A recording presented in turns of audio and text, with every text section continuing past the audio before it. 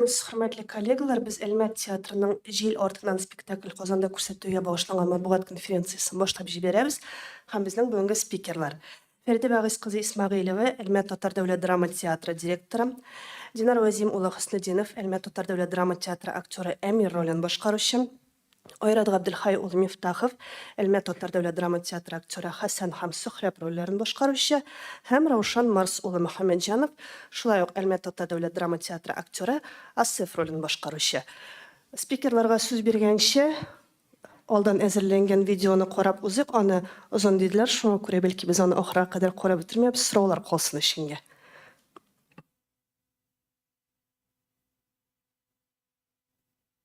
Реально очень красивый спектакль во всем. Этот роман, он как бы лег на благодатную почву режиссера.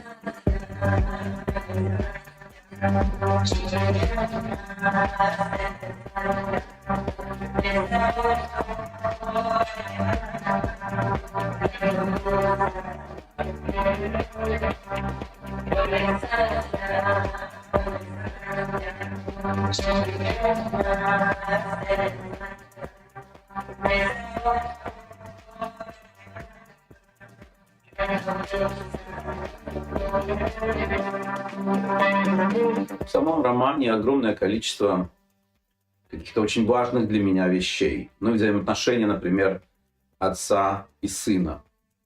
Это одна из моих болевых точек.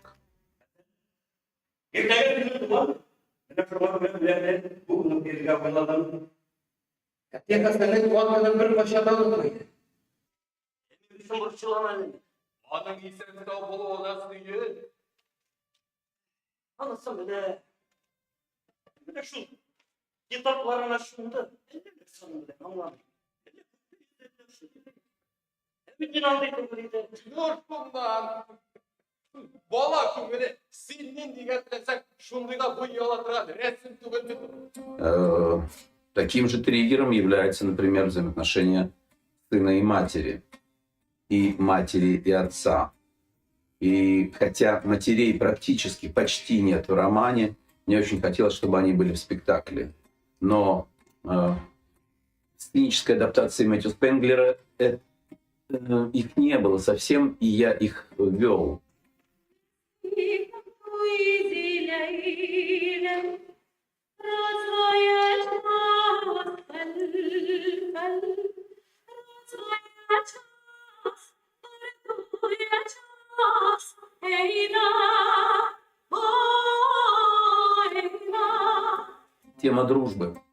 Тема дружбы мальчишеской – это еще одна моя болевая точка. В детстве у меня был очень близкий друг, и мне хотелось об этом рассказать через дружбу Амира и Хасана.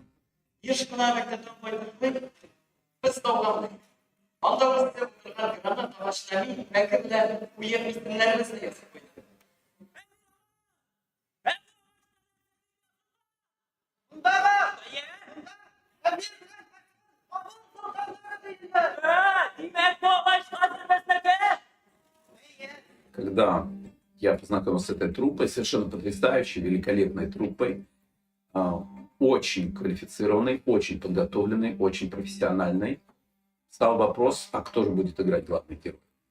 Если про Динара я догадывался, Динар Хуснутдинов, в первую очередь прочитавший произведение «Бегущий за ветром» и влюбившийся в него точно так же, как я понимал, что я в его лице увижу единомышленника, но так и произошло. Потом Динар на долгий постановочный период стал моим, можно сказать, сопостановщиком, помощником. И вот человеком, на которого можно было опереться в любой постановочной ситуации. В Амире я увидел себя. Во мне я увидел Амира. То есть Амир есть я есть Амир. Второй главный герой — Хасан и его сын Сохраб. Вот тут я совсем не знал, кто должен это сделать. И даже в первой репетиции я не понимал, что это будет Айрат Мифтах. Но потому как Айрат был подготовлен, как он моментально лез в свои записи, в содержание романа, он с легкостью секунду находил страницу, скажем там, которая соответствовала определенному вопросу, который мы ищем, да, в этот момент репетиции, он очень хорошо в нем ориентировался, в самом произведении. Я понимал, что Айрат внешне не очень похож, и мне пришлось ему сказать: Айрат, наверное, для этих ролей нужно будет похудеть, потому что для изможденного хазарейца ты не очень, наверное, подходишь. И Айрат делает чудо. Айрат садится на какую-то диету, берется за спорт, и вдруг появляется совершенно новый человек, новый артист с огромными чувственными глазами, с лицом ребенка, с его пластикой. И это преображение произошло вот на наших глазах. Я был потрясен таким самоотвержением, таким человеческим и актерским подвигом. Я всем говорил, когда я получил роль Хасана и Сахрабу, что эту роль я ждал 10 лет.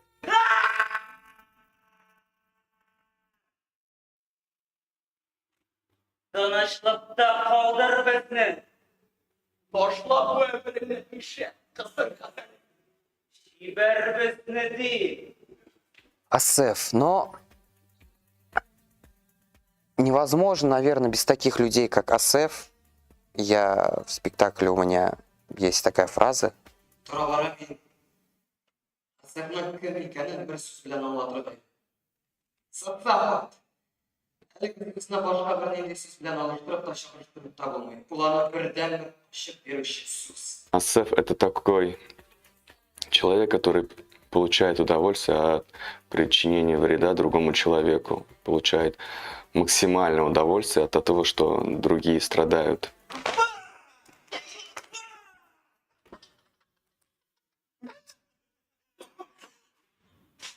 А в начале, когда мы читали, я все время улыбался, когда читал, я не знаю почему. Камилёв говорит: Мы его так по-доброму называем, Камилёв. ну, что ты улыбаешься? Я говорю: ну, не знаю, как-то вот так. Я вот читаю, Камилёв так смотрит: оставь вот эту улыбку, говорит. Ну, не честно, прошла кунила. Когда была сцена вот это насилие, было для меня, вот первая репетиция, вот Камилява, когда я начал ставить, для меня это было как-то вот, даже сейчас стою, дрожу, это было для меня шоком, что я стою и, как бы сказать, играю этого героя, и я знаю, что он будет делать.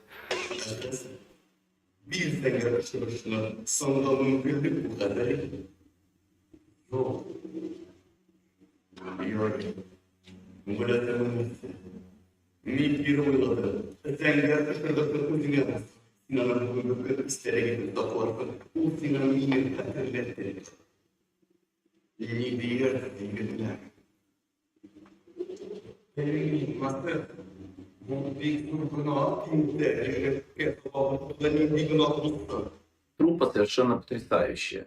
И если уж говорить о том, как мы репетировали, подтверждение, скажем, вот этих моих слов, что я сам, как актер, очень ценю, когда артисты, во-первых, хотят.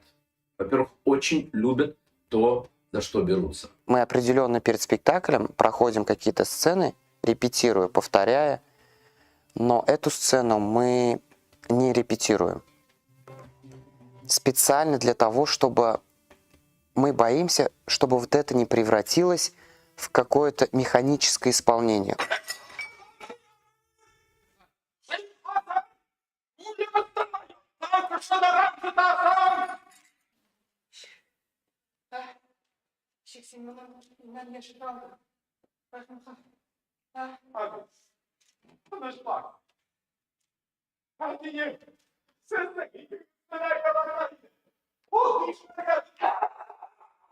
Образ Рахимхана несет такой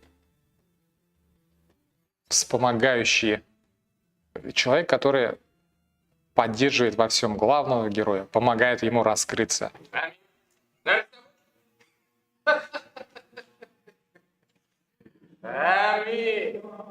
Сен бит миңа ни теләсәң, шуны сөйли аласың. Менә барысында. Беләм. Мне было не очень сложно вжиться в эту роль. Скорее было сложнее переход Там есть молодой Рахимхан в рассвете сил и спустя многие годы больной человек.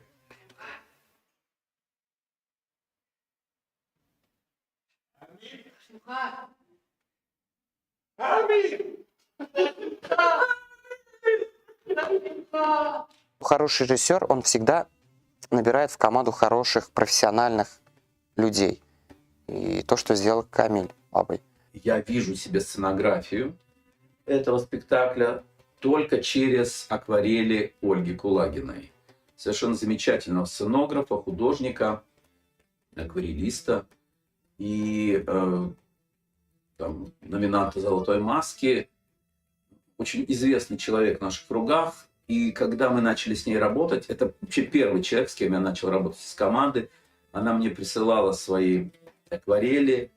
И я понимал, что да, вот это может наложиться на документальную какую-то такую съемку, на документальный слайд. И с этим можно работать.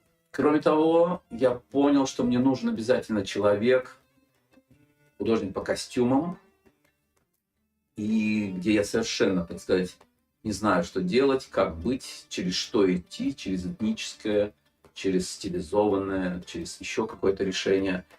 И я понимал, что это, наверное, должна быть Фагиля Сельская. И когда она прочла, она просто была в восторге. Она сказала: да, конечно, мы сделаем с тобой Афганистан. Так и произошло. Говорят, что наши костюмеры говорят, что там 67 костюмов. Пластические решения. На мой взгляд, как раз-таки вот Виктория Арчая. Я безумно рад, что она оказалась в постановочной группе, потому что я понимал, что мне не справиться одному. Некоторые картины я видел, я чувствовал, что это должен быть практически полупластический спектакль порой. И некоторые сцены я видел и чувствовал, как они должны быть. Но многое, очень многое придумала Виктория Арчая.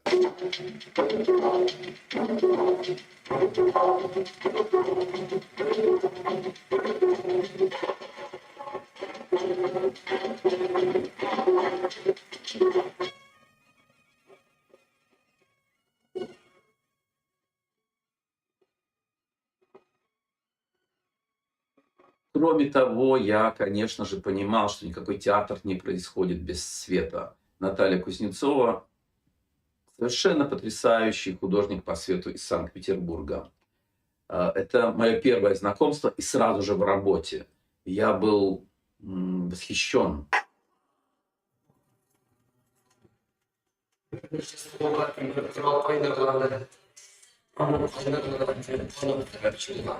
Так у нас получилось, что практически все у нас или номинанты, или лауреаты «Золотой маски». Вот такой вот титулованный получился пул постановщиков. Результат нашей плодотворной работы, оно как бы пожимает свои плоды. Так, номинация «Лучший спектакль большой формы». Диплом вручается спектаклю «Микс татарский».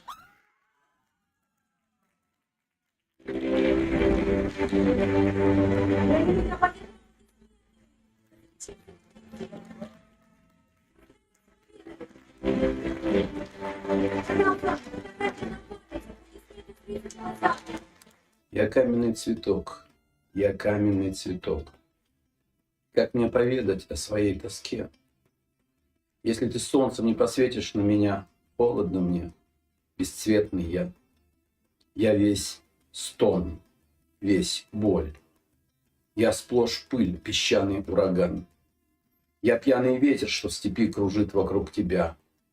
Если ты не прольешься дождем, что будет со мной? Что будет со мной? Без тебя осыплются листья мои за 2 дня. Каменному сердцу твоему не жаль меня. Песня Гюли Сангям стала лейтмотивом всего спектакля.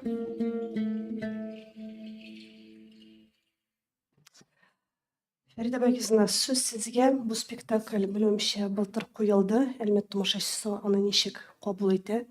Сіз әлеге спектакльне гомумән репертуарда еш күрсәтәсезме ел дәвамында һәм Казанга кайсы көнне, кайсы сәхнәдә без аны күрә алачакбыз? Микрофон.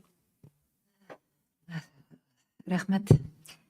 Беләсезме, бәлки ниндидер сорау шунда ук тугандыр, ни өчен Әлмәт театрының бер спектакль өчен махсус матбугат конференциясе җыюлар. Без менә шулай уйладык. Беләсезме, бу спектакль чыннан да узган театраль сезонның, республикадагы театраль сезонның, гомумән Әлмәт театрыныкы гына түгел, уңышы булды, чын мәгънәсендә.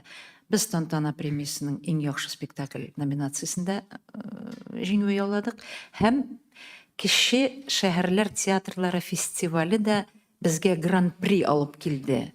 Бу ниндидер тарихи вакыйга. Евгений Миронов безгә бу бүләкне тапшырган вакытта Нижний Тагил шәһәрендә булды бу. Такое не было еще, такого еще не было в истории нашего фестиваля, диде. Чөнки кеше шәһәрләр театрлары фестивале ул бит инде 250 заявка керә Россиядагы театрлардан. 350 театрның 250-се заявка җибәрә, или 450-ме, ялгышуым мөмкин. Шуннан 16 спектакль сайланып алына, экспертлар карыяны. Шул 16 спектакль арасыннан зур формалы спектакльдә гран-при яулау, димәк, бу спектакль нәрсәдер тора. Нәрсәдер бар монда, нәрсәдер генә түгел, күп нәрсәләр бар монда. Бу инде ниндидер вак темага эшләнгән әйбер түгел. Без бу спектаклебезне алып килергә уйладык Казанга һәм гомумән Әлмәт театры бу ел зур гастрольләр белән килмәскә уйлады, килергә уйламады, дөресен генә әйткәндә.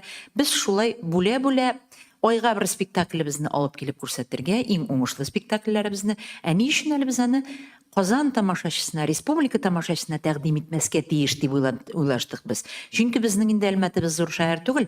Без айга 2 мәртәбә күрсәтеп бу спектакльне сезон буена, без инде аны карыйсы кешеләргә күрсәтеп бетердек беренчедән, икенчедән. Яхшы әйберне күп кеше күрергә тиеш. Без шулай дип уйладык. Шуңа күрә Казанга, Камал театрына 22 сентябрьдә кичке сәгать 7-дә җил артыннан спектаклен күрсәтергә уйладык. Һәм икенче кат килүебез ноябрьдә була. Онсында инде без Айдар Җаббаров куелышындагы Гаяз Исхакый буенча эшләнгән. Ул әле өйләнмәгән иде. Шулай ук безнең иң уңышлы спектаклебез ул. Узган сезонның аны алып киләбез, ансы булачак 26 ноябрьдә. Һәм инде елның икенче ягына чыккач, яңа елда тәгаенләнмәгән әле датасы без Зөлфәт Хаким романы буенча эшләнгән Ана җыры спектаклен алып киләчәкбез. Һәм тәкъдим итәбез Казан тамашачысына. Ана җыры спектакле ул безнең телләрне үстерү фонды ярдәме белән, грант отып эшләдек без аны, һәм уңышлы спектакль килеп чыкты Ана җыры. Менә шул 3 спектаклебезне бәлки әле менә тагын премьера булырга тора, 4-нчесендә бәлки тәкъдим итәрбез. Камал театры җитәкчелегенә рәхмәт әйтәсем килә минем. Алар безне һәр вакыт бик шулай тоеп, аңлап, белеп яшиләр. Илфир Илшатович шунда ук сөйләшүдә әлбәттә диде. Шуңа күрә без инде күбрәк дүшәмбеләрдә киләбез дип сөйләштек. Әмма ләкин 22 сентябрьдә Камал театры үзе фестивальдә катнаша, Александринка театрының фестивалендә. Менә шуңа күрә Камалның сәхнәсе буш була. Без киләбез Пәнҗешәмбе 22 сентябрь көнне. Менә кыскачарак әйткәндә шуша. Рәхмәт. Гомумән Әлмәт театры соңгы елларда бик шәп әсәрләр буенча алдагы еллар белән чагыштырганда шундый өр-яңа спектакльләр тәкъдим итә. Яңа сезонда нәрсәләр көтә Әлмәт тамашачысын һәм алга таба бәлки Казанга да ул спектакльләрне алып киләрсез. Яңа сезонда менә бер балалар спектакле Ак бүре, Соры бүре хәзер чыга, ул 24-ндә без ул спектакльне чыгарып бетерәбез. Ул бер мәртәбә эшләнә башлаган иде инде. Шулай калды да 2 телдә билингваль дибез. Ак бүре, Соры бүре рус халык әкияте һәм татар халык әкияте буенча Алмаз Садриев язды һәм үзе куйды менә шул спектакль. 6 октябрь көнне, 6-7 октябрь көннәрендә бездә премьера сезон ачыла. 78-нче сезонны без ачабыз Илгиз Зәйниевның үзе язган Ах яки мәхәббәт илмәге комедиясе белән. Бездә комедиялар сыйгайбрак китте. Гомумән ул заманның кызганычка каршы ниндидер үзенчәлеге, бу шаракта кызганычка каршы дим, чөнки көлдермәскә әйләндек без тамашачыларны. Күп очракта яхшы комедиялар күренми, язылмыйлар, бүген барлыкка килми. Менә шуңа күрә Илгиз язды аны махсус безнең өчен һәм үзе куеп, үзе чыгарып бетерер иншалла 6 октябрьдә шул сезон. Аннарысын безгә киләчәк октябрьдә шул федераль грант буенча инде бу кіші шәһәрләр театрларына бирелә торган культура малой родины, Единая Россия партиясының проекты бит инде ул. Аның буенча безгә киләчәк режиссер Лиза Бондар. Аның спектаклен без күрдек шулай ук Түбән Тагилда. Ул кеше форматтагы спектакльләр арасында гран-при алган спектакль белән катнашты. Мирный шәһәреннән килгән Азор спектакле һәм аның да спектакле безгә ошады. Без дә аңа бик ошаганбыз булып чыкты. Ул шалтыратып әйтте: "Миңа сезнең спектакль искиткеч ошады һәм актерларыгыз ошады. Мин сезнең белән эшләр иде" дип. Без ризалык бирдек, чөнки безнең дә андый теләгебез туган иде. Инде Лизаны без инде ишетәбез, беләбез, күрәбез дип. Менә ул чакырыла, әмма ләкин әле безнең материал тулысынча сайланып бетмәгән, авторлык хокуклары хәл ителмәгән, шуңа күрә анысын әйтеп торып булмый хәзергә. Әлегә менә шулар, аннан инде кем буласын сөйләшәбез, сөйләшүләр алып барабыз, әйтеп бетер алмыйм алдагы сезонда. Бик зур рәхмәт сезгә. Динар, син менә алда күрсәтелгән видеода мин ул Әмир, Әмир ул мин дидең. Син чыннан да менә шу зур трансформация кичергән, менә шундый герой буларак үзеңне күз алыйсыңмы? Чөнки без син бит инде иң беренче чиратта театрда һәм кино аша танылдың. Без сине бераз гына башка төрле итеп кабул итәдерәк моңа кадәр. Хәзер ничек кабул итәсез? Әмир ул бит инде һәрхәлдә яшь вакытында бик күп шундый теге, бәлки күпмедер дәрәҗәдә үзенә хыянат иткән, үзенең менә иң туган булырдай кешесен бераз гына шундый авыр ситуациядә калдырган кеше буларак. Дөресен генә әйткәндә, без бу хакта күп кенә сөйләштек, анализ ясадык, спектакль чыгар алдыннан режиссер белән, үзара коллектив белән, читка дәврендә. Һәм минем уйлавымча бу ни өчен күп кенә тамашачыларның күңеленә якын. Әмир ролендә генә түгел, бу Әмир образында һәрбер яшь үсмер, һәрбер егет кеше үз тормышында ниндидер менә ул кичерешләрне, ул адымнарны ясагандыр. Шуңа күрә бу спектакль һәрберебез өчен һәм тамашачылар өчен бик кадерле үзәккә үтеп керә. Чөнки һәрбер сәхнәдә, күренештә тамашачылар, егетләр, мул, хатын-кызлар үз тормышында ниндидер чагылыш күрә, тәңгәллек. Шуның белән бу Әмир образында гына түгел, һәр кайсыбыз кызганычка каршы бу тормышта ялгышлыклар кылабыз, ясыйбыз. Шуның белән тормыш кызыклы дисәм, дөрес булыр микән? Кызыклымы? Тормыш үз авырлыклары, үз җиңеллекләре белән менә шундый шуңа бай. Инде трансформацияга килгәндә, дөресен генә әйткәндә, мин ул хәтле ничектер авыр трансформация үттем дип әйтеп булмый. Үземнең үткән ниндидер байлыкларымны, сандыгымны актарып, шуны тамашачыга җиткерергә теләдем. Һәм ул килеп чыкты дип уйлыйсың. Нәтиҗәсен инде үзегез күрерсез, ясарсыз. Рәхмәт, Айрат. Сүз сезгә. Сез ике роль башкара торган актер буларак, әлеге спектакльне видеода да мин бу рольне 10 ел көттем дидегез. 2011 елда сез белүемчә училище тәмамлап театрга килдегез. Демәк, менә шушы 10 ел дәвамында бу чыннан да иң көтелеп алган рольме? Алга таба тагын нинди рольне көтәсез киләсе 10 еллыкка? Дөрестән дә шулай. Мин начар рольләр башкардым, миңа начар рольләр эләкте дип әйтәсе килми, ләкин менә миңа нәрсәдер җитми иде менә шул 10 ел дәврендә. Бик көткән роль булып чыкты бу. Мин аңа ныклап ябыштым. Миннән нәрсә кирәк иде, миннән нәрсә таләп итәләр иде, мин шуны башкарырга тырыштым, башкарып чыктым. Ул бит артист кешедә мин бит бу рольне башкара ала идем, нигә соң мин бу рольгә эләкмәдем, андый сүзләр, андый фикерләр туып ала инде ул артист кешенең күңелендә. Миндә дә шундый фикерләр туды, әйтик, яңа режиссер килә икән. Алмаган очраклар булды спектакльләргә, нигә соң алай, нигә соң мине алмадылар, мин дә шуны башкарып чыга алам бит дип. Ләкин менә нәрсәдер җитми иде, ниндидер зуррак роль башкарасы килә иде. Башка төрле 10 ел ішінде шығарған рольлерге ұқсамаған рөлін шығарасы келген иде. Бәлки шуның үшін шулай айтылған сөздердер ол. Гадәттә мондай спектакльләр куелганда кешеләр белән я булмаса нинди булса мистик хәлләр була башлый. Менә берәр нинди кызыгы булдымы мәсәлән әлеге рольне куйганда? Ең Сезнең қызығы, берничә килограммга ябыкканыгызны белдек ансын. ең қызығы шул болды инде миңа бу рольне шығарырга әзрәк менә Динар әйтмешли трансформацияны нәкъ менә миңа үтәргә туры килде. Тышкы яктан иң беренче чиракта мин 75 килодан 67 килога калдым 40 көн эчендә, 8 килоны бәрдем. Доктор бәреп әйттеләр миңа, Ойрат, әзрәк җыелырга кирәк дип. Үзгәрдем.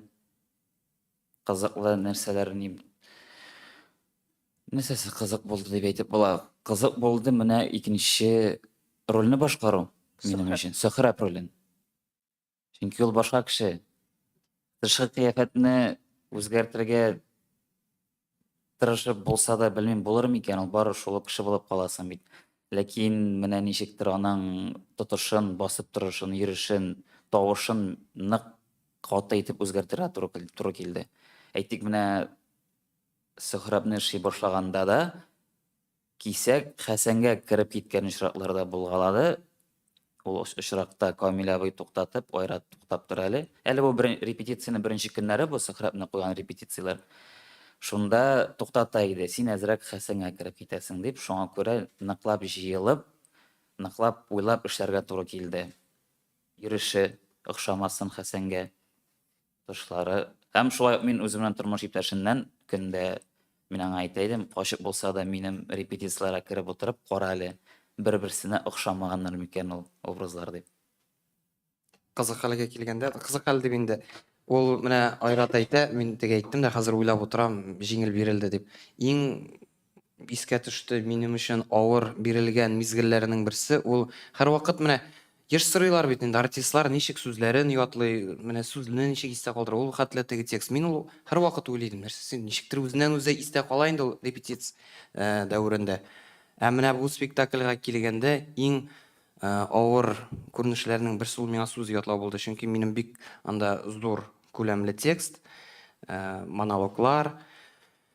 Һәм менә монда инде мин авырлык тойдым. Инде Камил абый да ничектер түзде, мин бик озак кына сузып, мин әйтем, ничек булса, мин теге яләшмәгән, нигә кайтып, сүз шигырь ятлаган кебек ятлап утыру. Мин әйтем, үзеннән үзе керер, уже менә сроклар кыса башлагач, Камил абый, Динар, как-то я до этого замечания не делал, но тут придется уж, наверное, все-таки более ответственно подходить к роли. Ничектер теге труппа алдында әйтте, мин әзрәк теге кәефсезләнеп, и все, минем паника башланды, монда уже 2 көн кала, минем әле текстның бер 80%, 70% гына ятланган, 30-ы. И менә көн өтүне шул текст ятларга, менә ул әйбер, чыннан да беренче тапкыр менә мин мондай әйбер белән очрадым, менә шундый хәлгә.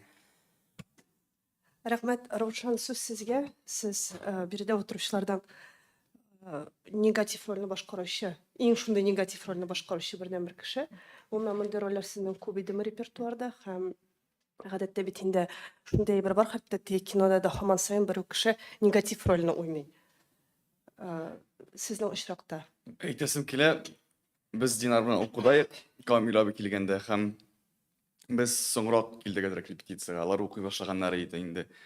Мин бу әсәрне, романны тоже укыган идем. Кайтып барганда уйлап барам, әйтәм, Динарга әйтәм, әмирләгәдер инде әйтәм. Динар әйтәм, подходит, әйтәм, бу, әйтәм, аныкы әйтәм. Әйтәм, калдым, әйтәм, Хәсән, әйтәм, Асыф, әйтәм, карале, Асыф. Әйтәм, бер качанда шундый герой уйнаган юк мин теге. Шундый, менә 12 килеп киттем, әйтәм, кайм, әйтәм, шуны бирсәләр ярар дип кайттым. И Камил абый, ну, Рошан, говорит, Асыфа прочитай. Я такой, ярый. Укыдым, говорит, ладно, говорит, не, калып торсаң, говорит, давай, Рифат, син укыдай. Я такой, блин, ну ладно. Расстроился, анарынчыктыр. Шулай бер 4 кешедән укытып карады да инде.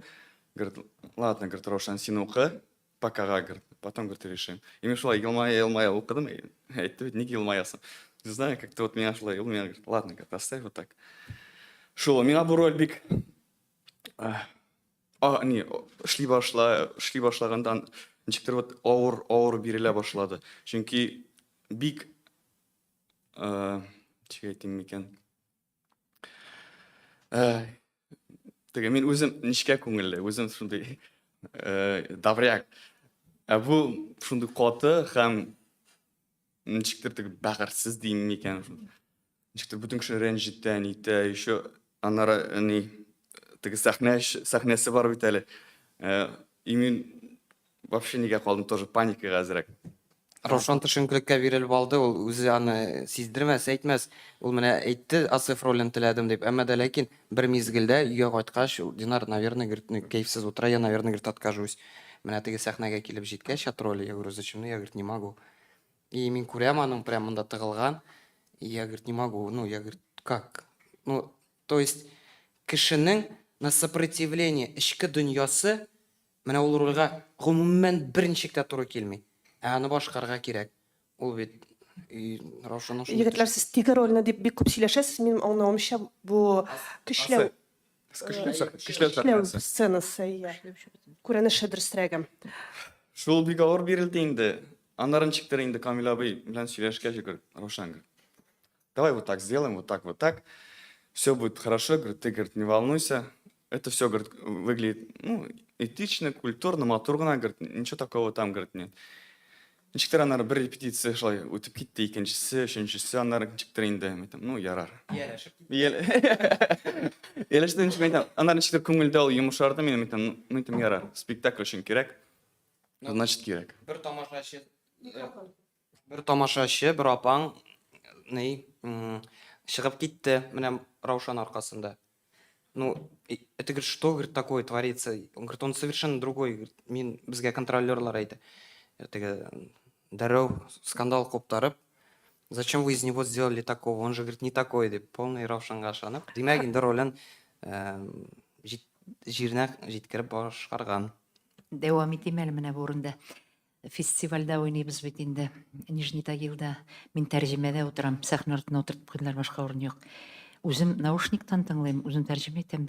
Бер тавыштан юк. Залда кеше юк шикелле. Антрактта миңа керәләр, үзебезнекеләр. Битем нәрсә анда кеше юкмы соң ул тулы зал кебек иде дим. Фестиваль кешеләр утыра бит инде, күбесе дип әйтик, тамашачылар һәм бөтен театрлардан җыелган артистлар утыра. Анда тын алырга куркып карыйлар спектакльне. Шуңа күрә бер нәрсәс, менә мин ишетмим икән наушниктан. Ярар, спектакль бетте. Тагын тынлык. Нәрсә бу? Котым алынып утыра. Шуннан тотындылар кул чабарга. Белмәле, 12 тапкыр чыктыгыз анда поклонга. Ул гел гаҗәп, бөтен театраль Россия шулай кабул итте аны. Спектакль ошаннан инде жюри бит инде, жюри обсуждение кала. Спектакль бетә, 5 минутка чыгып келәр обсуждение. Шул килеш теге 5 минут үтте. Безнең артистлар залга төшеп утырдылар. Керә, җил керә, жюри председателе Николай Калида бит инде, танылган драматург, режиссер, Калида театрының җитәкчесе ул бит председатель жюри. Бу кычкыра керә. Где он, этот эшәк сүз әйтә? Я его сейчас, гнида диде, гнида. Сейчас я его убью. Мерсе булар бу дим. Шуннан гына аңлашылып китте, что он. Шуннан ул сөйләде, ана постлар да куйды бит инде ул. Я рыдал, ребята, рыдал, я не мог. Икенче көнне иртән очрашабыз аның белән. Вы знаете, я всю ночь не спал после этого спектакля вашего. Ребят, я вас люблю. Это что-то, нечто. Ул ндагы мактау сүзләре аның. Шуңа күрә шундый тәэсирләр уятты. Бигрәк тә Раушаннан башлап китте. Шуңа теге Раушанга сорап биргәч әйтәм. Покажите мне его. Если, говорит, он и в жизни такой, то его прямо сейчас, говорит, придушу. А Раушан һәр вакыт утыра, елмаеп. Все-таки, говорит, не такой. Шулай була. Хөрмәтле коллегалар, сезнең сорауларга күчик. Татаринформ. Хәерле көн, Татаринформ, Гөлүзә Ибраһимова. Беренче сорау Айрат Кадринда. Кызлар буларак ничек ябыктыгыз? Суллар белән. Әллә нинди специфический нәрсәләр мин эшләмәдем, но интернетны актарып чыктым. Отыйдо. Правильное питание күчтем. Сезгә тулайым списокны әйтеп чыгарам, нәрсә эшләгән. Беренче чиратта мучной ашамадым. Баллы, майлы, майонез, вакыт буенча ашадым әйтик. Менә минем иртәнге 8-дә завтрак булса, мин сәгать 10-да берәр нинди яшелчә яки алма сыман нәрсә ашап куяйм. 2 сәгать үткәч. 12-дә минем обед була икән, сәгать 2-ләр 3-ләр тирәсендә мин тагын берәр нинди яшелчә, берәр нинди алма ашап куяйм. Һәм сәгать 6-да минем ужин була. Крайний вакыт ул 7. 7-дә ашап куям, менә булды, бүтән ашамыйм. Бик тамак ачса, шулай ук я яшелчә, я алма һәм кефир эчәйм. Күп су эчәйм һәм физик күнегүләрдән ничек әйтим? Физик күнегүләрсез башка андый результатка килеп җитеп булмый. Ил ашамыйча йөреп кенә дөрес ашап. Шунда әйтәсе килә, менә Камил абый әйтеп үтте бит, у Айрата сразу кристаль такие глубокие глаза. Просто Айратка сөйли башлады, мин хәтерлим, ул ашамыйча утырганда, без бер гримеркада утырабыз егетләр белән. Без һәрберебез бит безнең бит инде особый режим юк, качан телибез шунда ашыйбыз. Айрат тутыра почмакта менә шулай карый. Менә күз алдына китерегез. Гел ашарга өйрәнгән кеше менә үзен шундый ниләргә, рамкаларга куйсын әле, менә шундый үпте күзләре белән. И шул Әле ул чыгып китә. кайбер вакытта тик чыгып китә иде түзә алмыйча. Менә шул моңсулык, менә шул күзләр аның инде рольга шул бер ярдәм булгандыр. Ну, бер нинди зыян килмәде, шуны әйтәсе килә. Бу ябыгулар минем организмга, шәхсән үземә бер нинди зыян китермәде. Бу исключительно дөрес әйберләр ашавына булды. Просто кайбер нәрсәләрдән баш тартырга туры килде. Авыр булды, сүз дә юк. Динар дөрес әйттек. Любой вакытта ашарга өйрәнгән, күп нәрсә ашарга өйрәнгән кешегә кисәкне бу әйберне каналын ябып кую авыр була. Беренче, икенче атнада ашып килгән чаклар да булды. Кешеләргә ашаганнарына карап утырган чаклар да булды. Ну, аннары ияләшәсең. Хәзер шундый привычка әйләнде ул, бер нәрсә уйламыйсың, әйтмисең. Менә хәзер бит инде безнең театрларда татарларның татар дастаннары, гомумән татар тарихын күрсәткән әсәрләр куелмый дигән фикерләр яңгырады татар җәмәгатьчелегеннән. Тәнкыйть формасында инде ул хәтта. Менә сез ул тәнкыйть белән килешәсезме һәм үзегезнең бәлки ниндидер планнарыгыз, алга фикерләрегез бардыр ул темага карата? Мин килешми булдыра алмыймдыр. Берәү дә үзенең тарихына төкереп карарга да тиеш түгел, аны онытырга да тиеш түгел. Безгә килгәндә, безнең хәзер менә әзерләнә сентябрьдә премьера дибез. Ул безнең шулай ук Татарстан хөкүмәте, юк, мәдәният министрлыгы биргән грант. Без үзебез төзегән идек бер программа, проект. Шул проектны оттык без, безгә ул акчаны бирделәр. Күпмедер инде ул Татар Stories дип атала, татар тарихы. Менә шуңа махсус яздырдык Булат Минкиннан сценарий, инсценировка инде ул. Гомумән балаларны, мәктәптә укучыларны татар тарихы белән таныштыру өчен. Менә Ләйсән белә, ул минем укучым, Татарстан тарихын аңарга мин укыттым. Әлмәт татар гимназиясендә, шуңа күрә ул татар тарихыннан аерыла алмаганмындыр инде мин, шуннан да булгандыр бу идеялар дип әйтик. Менә Ләйлә Гөлминаева утырамындык бездә, ул минем урынбасарым. Үсеш буенча, театрның үсеше буенча ул тәкъдим итте бу проектны, бу проектның исемен Татар Stories. Менә белмим, үзебезгә бик ошый эшләү һәм аны куя үзебезнең артисткабыз, Татарстанның атказанган артисткасы Наиля Мифтахетдинова. Менә ул барып чыгарга тиеш дип уйлыйм. Менә балаларны шул тел белән дип әйтик, бик үк катлауландырмыйча гына татар тарихы белән таныштыру максатыннан шул проектны эшлибез хәзер. Әмма ләкин зур тарихи романнар буенча, менә Ләйсән хәтерлидер, без тарихи романнар буенча әдәбият укытучысы белән бергә эшлидек интегратив дәресләр, әмма ләкин андый әйбергә адымга әле без әзер түгел бүгенге көндә. Мин Фәридә апа бераз гына өстәмә кертмичә булдыра алмыйм. Фәридә апа Татарстан тарихы буенча аерым имтихан биргән кеше буларак мин Күлтәгин Баһадурга багышланган ул руник язмаларның архуни ситебегәндә икәнен һаман хәтерлим. Һәм хәтта университетта миңа бик шундый имтиханнарны тапшыра алмаган Гамирҗан Дәүләтшиндә миңа хәтта автомат куеп чыгарды. Шуңа күрә мин монда бик рәхмәтле. Чөнки Гамирҗан абыйдан автомат алу ул вообще реаль әйбер түгел иде. Татарстан тарихын укыган кешеләргә. Тот факт я булмаса татар журналистикасы. Бар иде заманнары татар халкы тарихын укытадыр мәктәпләрдә. Белмим, менә ул сер кем өчендер сер, мин аны күптән түгел үзем дә белдем. Менә Мәхәббәт ФМны күбез карагансыздыр бит. Анда тарих укытучысы образы ул Фәрдә Багизны портативы диләрме? Портативмы? Илгиз аны менә Фәрдә Прототип Багизны түгел, антиподтыр кирәк. Тагын сораулар, хөрмәтле коллегалар. Әйе, Зилә. Сіз Зиләдер Зиманова ялқан. Менә сіз үшігіз де курсташлар дип беләм. Тинеңізде Илдар Абухайруллин курсын бетердегез. Менә сезнең инде ничә еллар дәвамында бергә эшләүгез сезгә беренче көч бирәме, яисә сез бер-берегездән инде туйдыгызмы? Менә шуның турында сөйләп китегез әле. Беренче чиратта шуны әйтеп китәс килә, безгә бу Әлмәт театрына күчеп китү җиңел булды нәрсә өчен? Без алтау килеп кердек Әлмәт театрына, 6 курсташ. Безгә шул җиңел булды. Безгә бер-беребезгә терәк булдык. Без бергә яшәдек. Аннары Динар Раушан белән, мин Илшат белән кызлар аерым яшәделәр. Безгә менә без шәһәрне генә алыштырдык. Без Казанда укыдык. Менә бу арабыздагы мөнәсәбәтне, мәхәббәтне, бөтен нәрсәне без Әлмәткә күчердек кенә. Безгә менә шул нык ярдәм булып торды, нык терәк булып торды. Туймадык, бердә туймадык. Бер-беребездән туйу мөмкин түгелдер. Безнең гримеркалар, өстәлләр, без һәрвакыт күршеләр, дуслар, коллегалар, туганнар бергә яшибез, бергә эшлибез. Ничектер ул бик зур отыш, менә Фәрдә Багизны безне менә шулай бердәм команда итеп без театрга килдек, бер-беребезгә терәк булып, һәм бу безгә нык ярдәм иттедер дип уйлыйм. Һәм менә театрында ниндидер икенче дәрәҗәгә димисең, икенче баскычка күтәрүдә шул нисбәттән әле менә бүген шуны уйлап килдем.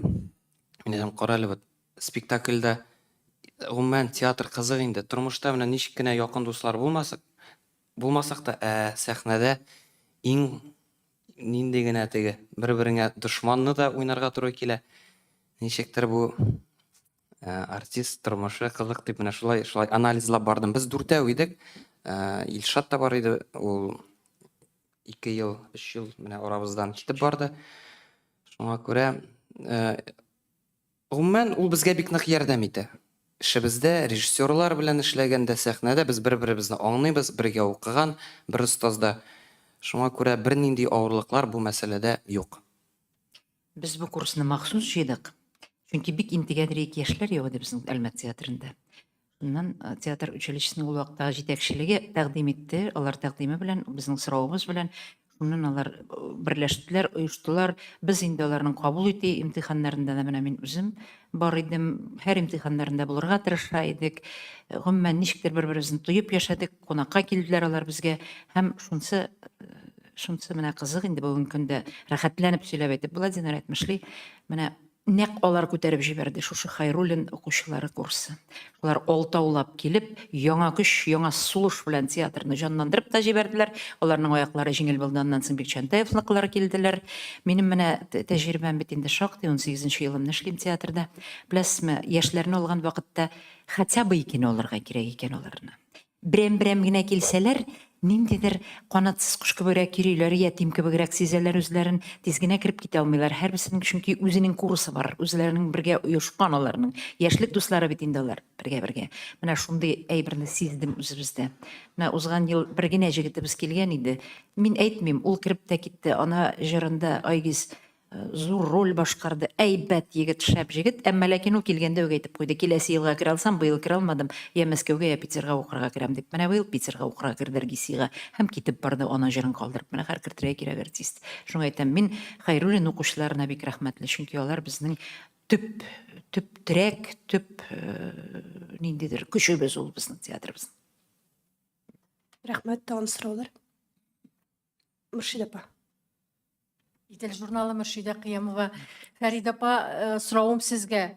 Менә сез әйттегез бит инде бер төркем яшьләр килде дип, әйме? Яшьләр килә, алар килергә мөмкин. Ләкин бит әле ул яшьләрне, аларны эштә тотып торырга да кирәк. Менә нинди финанс ягыннан кызыксындыру чаралары үткәрәсез? Булар бит инде тормыш алып барырга тиешле егетләр. Беләсезме, бу егетләр, кызлар, алар күбесе ниндидер тормышта чыныгы алып килгәннәр килә безгә, русча әйткәндә везет. Менә шушындыйлар алар, эшләп үскәнме, ниндидер үзләренең гаиләдә тәрбиясе шулай булгандырмы? Мин мактана алмыйм. Бу яктан бер театрдан да аермалыгыбыз юк. Бюджет өлкәсендә эшлибез. Үзегез беләсез бюджет хәлен, олай материаль кызыксындыру дип булганын бирергә тырышабыз. Ниндидер, менә яшьләргә кайткач та 20% өстәмә түли идек. Хәтерлисездер сез. Шулай бит инде 3 еллык ниндидер 20% мини бюджеттан биреп килә идек. Оннан ул инде юкка чыкты. Оннан соң алар үзләре бераз гына театрда нинди өстәмә эш бар. Менә Динар безнең эшли ассистент режиссеры буларак кемнәрдер инде кызганычка каршы монтировщиклыкында алар ук башкаралар. Ул авыр хезмәт. Менә Айрат та эшли шулай ук. Раушан мәсәлән реквизитор булып эшли. Бу җегетләр бер эштән дә курка торган кешеләр түгел. Эштән курыкмаса кеше барып үзенә таба, җаен карый. Миңа инде әйтәләр, сез әйтәсез, сездә зарплата бәләкәй дип, һәм ләкин театрыгыз җаны тулы машина бит диләр. Мен әйтәм, машина бит инде ул хәзер иң кыйбатлы әйбер түгел дип тә җаваплыйм. Бу җегетләр кайсы ипотекага фатир алып, кайсы машина алып, кайсы ничек эшләп, Раушан җай буена авылда әнисе янында хуҗалык белән алар гаҗәп эшчән кешеләр анда. Менә ничектер былдыклалар үзләрен. Мин аларга нидер аерым бирә алам дип әйтә алмыйм. Кызганычка каршы андый хәл юк. Ниндидер кемнәрдер булдырала икән, ниндидер кичәләр алып бару, андый әйберләр була инде өстәмә эшләр булгалый, булмый түгел. Менә шул. Өстәп кенә куясы килә. Мөршид апа, әгәр дә минем уйлавымча, теге акчага кызыга торган кеше икән, димәк, ничектер театрда эшләргә кирәкми. Менә 3нче тапкыр шуны кабатлыйм. Ничектер юлда барганда Туфан ага Миңнуллина искә алып, мин аның рубагайларын искә төшердек тә, укыган идем. Аннары тагын бер укырга хәзер менә шул сорау бирдегез дә, бик урныклы булыр. Чын сәнгатьне ялганыннан айырасың килсә, аңа түләнгән акчага кара. Чын сәнгатькә һәр вакыт азрак түлиләр. Бик актуаль менә бу сорауга җавап. Мөмкинме бу сорауга кушылып кына да сорыймчы, әмма театрга килеп, монда хезмәт хакы аз дип эшләмим дип китүчеләр булдымы? Беләсезме, бу чорда юк. Шунысы кызык. Элегрәк, менә бүген Әлмәт театрында шундый хәл килеп туды. Безнең урта һәм өлкән буын ир актерларыбыз юк. Алар формалашмаган. Мин беләм ул актерларны, чөнки мин үзем дә Әлмәт театрының бит инде күптәнге тамашачысы буларак. Алар бар иде, киләләр иде. Бер ел Нуна килде, бер елны тагын күпмедер килде. Әле менә Мәдинә Гайнуллина белән 10 кеше бергә килделәр дә китеп тә бардылар. Чөнки ул вакытта шул хәтле акчасызлык заманы булган ул. Һәм күбесе киттеләр кайдадыр производство, кайдадыр нефтянкага. Мин аларны хәзер дә беләм. Аларны кемнәрдер исән дә түгелдер. Менә шул чордан бик йөрәк сызыла.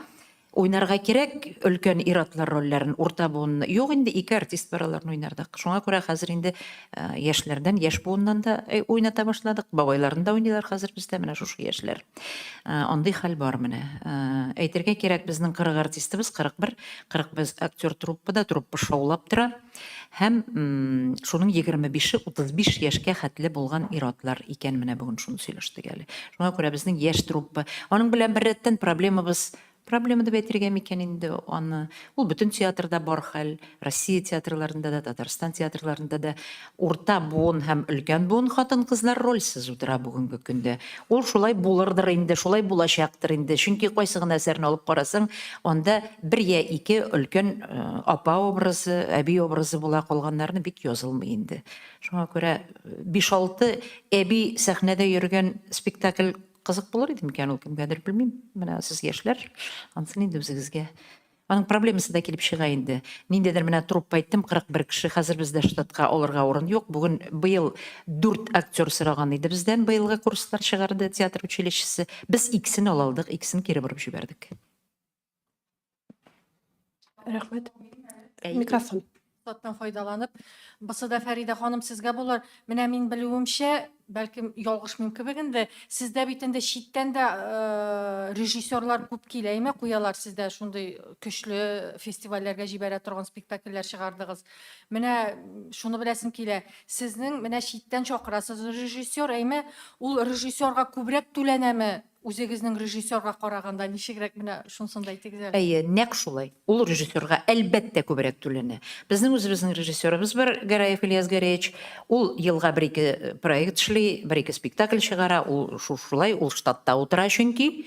Инде башка режиссерлар бигрәк тә ана шул федераль грантка режиссерлар чакыру мөмкинлеге бар. Алар кыйбат тора, кыйммәт торалар. Алар монда яшерен батырын бер эштә күрмим монда. Аларга без күбрәк түлибез. Грант акчасы без шулай чамалыйбыз, шулай планлаштырабыз җитәрлек итеп. Безгә 2 спектакль куябыз, я 3. Чөнки ул грант бит бүленә театрның материаль хәлен яхшырту өчен дә, ниндидер утлар алу өчен, нәрсәләрдер анда сәхнәгә җиһазлар алу өчен тотыла. Күпмедер өлеше алдан ук сметасын төзибез без аның, я 2 спектакльгә, я 3 спектакльгә җитәрлек итеп. Спектакльләр дә бер-берсеннән аерыла. Бик кыйммәтле спектакльләр бар, декорацияләре күп, костюмнары күп, үзегез аңлыйсыз, постановщиклары күп дип әйтик. Кемдер бит я режиссер һәм сценограф кына эшли, я режиссер, сценограф, балетмейстер эшли. Ә ул вакытта яктылык буенча да режиссер бар анда. Тагын кемдер булуы мөмкин. Шуңа күрә инде мин бу җил артыннан спектакльне менә нәрсәне әйтмәкче булган идем, бер реплика. Без монда күбрәк татарларны җыйганбыз булып чыкты. Камил Тукаев, безнең милләттәшебез, Камил Ирек улы Тукаев, аның әнисе Менделеевский районында җирләнгән, но алар үзләре кайчандыр читкә китеп, Красноярский ГЭС төзүчеләр әтиянисе. Менә ул безгә кайтты үз ватанына дип әйтә алабыз без аны, ул үзе дә шулай ди. Мин монда үземнең татар икәнемне, тулы канлы татар икәнемне тоям ди. Аннан соң без чакырып китердек Фагилә Сельскаяны, Фагилә белән алар икесенең мөнәсәбәте бик кызык корылды. Алар туганым, мин сине яратам дип кенә йөриләр. Хәзер дә бер-берсенә шулай сәламләшәләр. Аннан соң ут буенча, яктылык буенча рәссам Наталья Кузнецова, аны без беләдер инде, Искәндәр Сакаев та эшли ул Петербургта, без Натальяны чакырдык. Наталья шуннан кушылып китте. Вы знаете, у меня ведь бабушка тоже татарка. Ди, шуңа күрә без көлештек инде анда. Ничектер шулай килеп чыкты, без читтә яшәүче, телләрен оныткан милләттәшләребезне монда чакырып, ничектер берләштердек. Аннан соң спектакль буенча да, менә беләсезме, бу роман тулысынча безгә, бу роман буенча язылган драма әсәре, ул тулысынча ятты. Без бит инде, мәсәлән, Чеховны куйсак, Достоевскийны куйсак, безнең татар аңарга ничектер башка төрле итеп карыйбыз бит. Яшерен батырын түгел бит инде ул тәрҗемә әйберләр. Бу тулысынча исемнәр дә ятты, музыка да ятты, барысы да тулысынча ничектер татарга яраклаштырылып эшләнгән булып чыкты. Фәридә апа, сез әйттегез, кыйммәтле спектакльләр бар. Дидегез, җил артыннан спектакль кыйммәтле булып чыктымы? Җил артыннан спектакльнең бәясе 2 миллион. Ә мин беләм 20 миллионга эшләнгән спектакльләр бар. Гомумән Россиядә һәм барысы да башкалада гына да түгел. Шуңа күрә мин 2 миллионны бүгенге көндә тулы канлы спектакль, 18 актер сәхнәдә, 70-кә якын костюм сәхнәдә һәм башкалар, ана видеографиклар, алар бөтенесе акча торалар дип әйтәм. Рәхмәт. Тагын сораулар? Микрофонга. Харишин. Мөршидәнең сорауына җавап буларак, яшьләрне ничек театрда калдырасыз дигән сорауга, шул читтән чакырылган режиссерлар белән эшләү, ул актерларның безнең театрда тоткарланып калуына бер сәбәптер дә. Мин һәр вакыт әйтә киләм, мин шул кадәр бәхетле. Мәгълүмат театрында эшләүем белән ни өчен дигәндә, чөнки үз менә 11 ел эшләгән дәврдә җир шарының кайсы гына нокталарында булырга туры килмәде. Гастрольләр белән, фестивальләр белән, театр эше белән. Һәм чыннан да менә бу һәр вакыт бер режиссер белән генә эшләү безгә теге тик торып деградировать итәргә мөмкинлек бирми. Без һәр вакыт, мәсәлән, бер режиссерга гына ияләшәсең, Камил абый кулына мәсәлән икенче режиссер килеп, ул гомумән икенче алымнар белән эшли. Без теге һаман свежий пластилин кебек безне әвәләп кенә торалар. Катырга бирмиләр. Глина түгел, без пластилин. Рузилә апа. Отпускыда булсам да бу театрны яраткач килдем инде. Үземне борчыган сорауны бирәм. Фәрдә Багисовна, менә бу җил артыннан спектакле белән сез уже аласын алып бетердегезме, йөрисен йөреп бетердегезме? Әллә бу спектакльнең әле тагын аласы, йөрисе урыннары бармы? Һәм шушы спектакль икенче бер бик әйбәт спектакльне күмеп калдырмадымы? Аяз Исхакый спектакле белән әле сез чыгачаксызмы? Ул спектакль әле ниндидер үзенең ниләрен алачакмы? Аласы бүләкләрен, исемнәрен күрнәчәкме әле ул? Рәхмәт.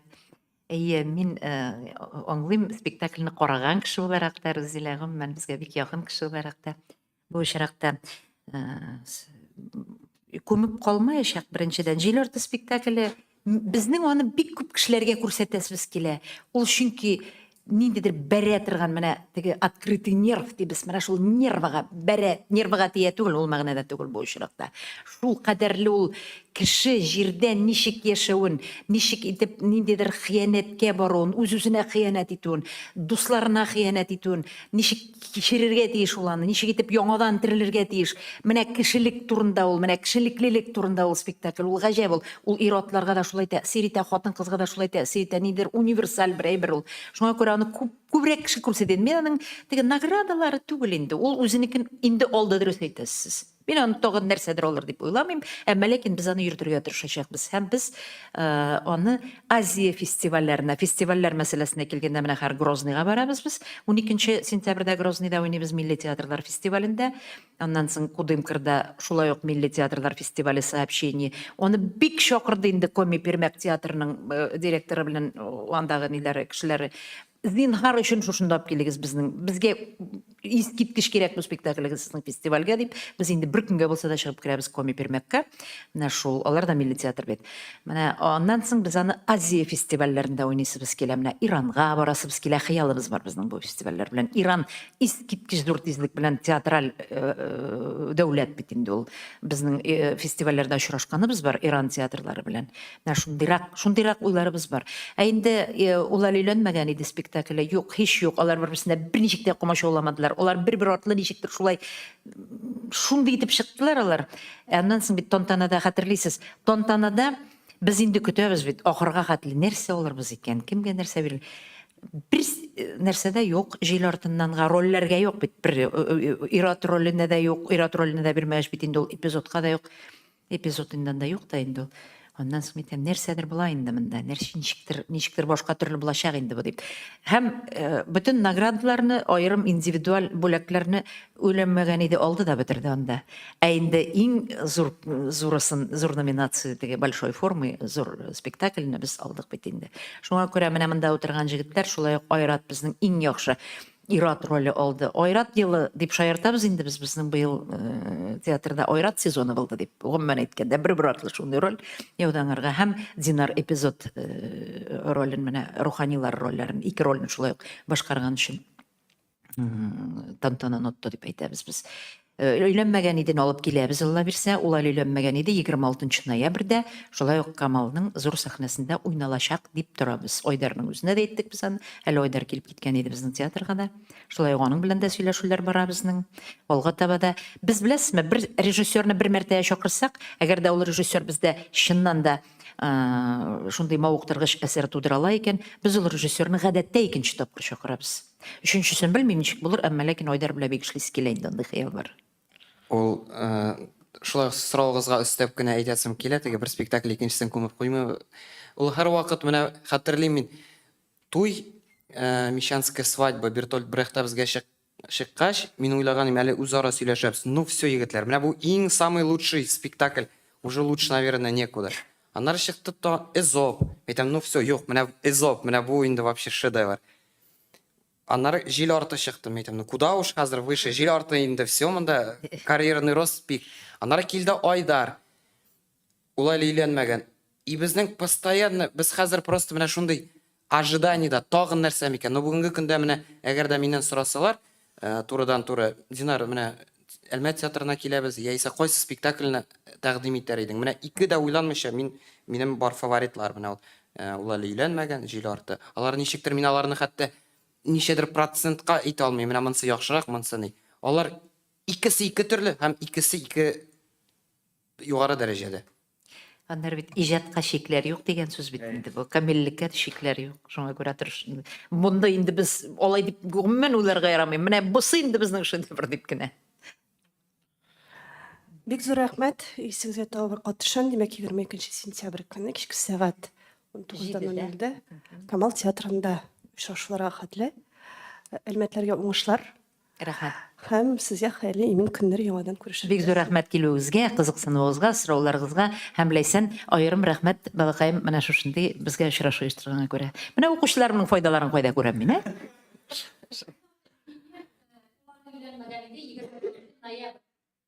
26-сы түгелме ни? Димәк, ул әле өйләнмәгән иде, 21 ноябрь көнне булачак бит Камалда. Ярар. Бик зур рәхмәт.